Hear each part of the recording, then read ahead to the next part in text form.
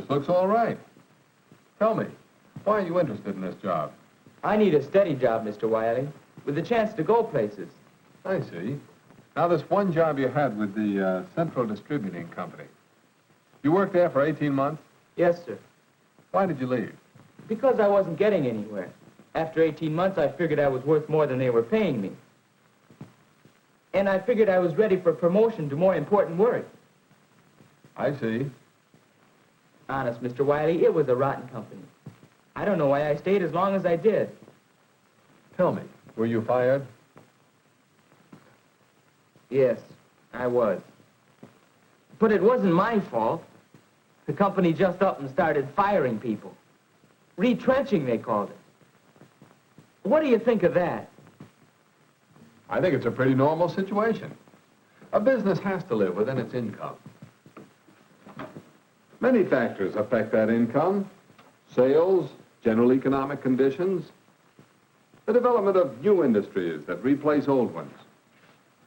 For these and many other reasons, businesses often go through periods of adjustment and reorganization when they're forced to let people go. I didn't do anything. Why me? You said that in 18 months you hadn't gotten anywhere. That's right. Other fellows who started later were promoted right over my head. How much warning do you need? Couldn't you see the company valued the other fellow's services above yours? But I thought I was doing fine. What did I do? Do you expect me to answer that? No, sir. I guess you wouldn't know. Actually, I probably do know, better than you do. I have no business taking time for this, but, well, I can't help thinking you might really amount to something if you'd set your mind to it. Try to see yourself as your employer saw you. Better still, let me give you a picture of a case I really do know. It's about a young man who came to work in our shipping room here, and another young man. Now, we begin work here at 8:30. That's the time to begin this business of keeping a job. And that's the time Bob Addison began work every day. We could depend on him to be on time and to do his work on time. You might call him an eager beaver. But look at it from the employer's point of view. Wouldn't you like to have Bob working for you? Dependability is one of the main keys to keeping a job and getting ahead. Now, dependability includes a willingness to work. Some of the work in our shipping room is hard work. That's why we've always had two fellows working there. Well, two fellows who were supposed to be working. The other fellow I want to tell you about is Walter, Bob's brother, Bob's twin brother. But the resemblance is only skin deep. Look at Walter from the employer's point of view, and you see how not to keep a job. Look at him from Bob's point of view, and you see how not to get along with your fellow workers.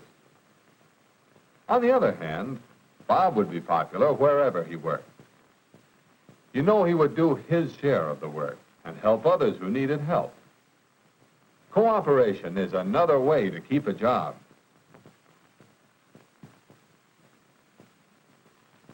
Walter finally decides to go to work, but a job he was supposed to do first thing. Actually, he was supposed to run them off the evening before. But he put it off. This is how not to be dependable. How not to cooperate with the company and with your fellow workers in your own and other departments. Poor Walter. Who should come into the shipping room but me? The boss always seems to find out. Walter's manner gave him away. Now, it isn't hard to learn to make good, clean copies on a duplicating machine.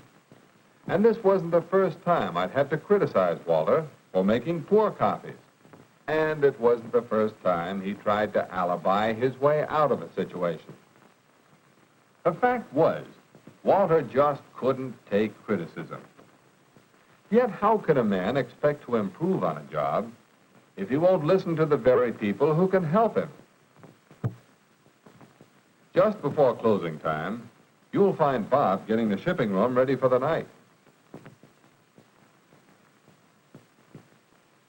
And you'll find Walter getting himself ready, so he won't be a second late punching the clock.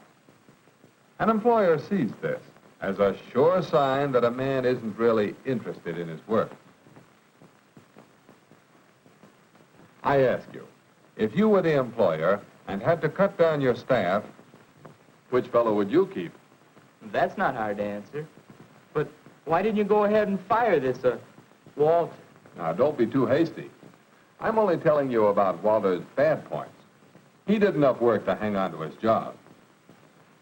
As long as times are good, there'll be jobs for fellows who just barely do enough to get by. But to keep a job when the going gets rough, you need to insure your job. Make yourself so valuable your employer can't let you go. We've talked about dependability and cooperation. Now, another prime quality is initiative. And for once, I have something good to say for Walter. It's not hard to understand why he was unhappy whenever shipments were left just inside the door. The packages had to be hauled all the way across the room for wrapping, then hauled back again when they went out. If you don't like the way things are done, you can spend a lot of time complaining about it. That was Walter's usual way. But this time, he got an idea, and he knew what to do with it.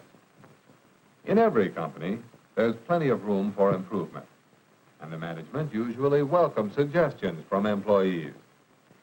Walter's idea was a practical one, so we adopted it. The company benefits through time saved and less handling of packages. The fellows in the shipping room benefit through having one of their harder jobs made easier. And Walter improved his standing with his employer by his display of initiative. But one good mark isn't enough.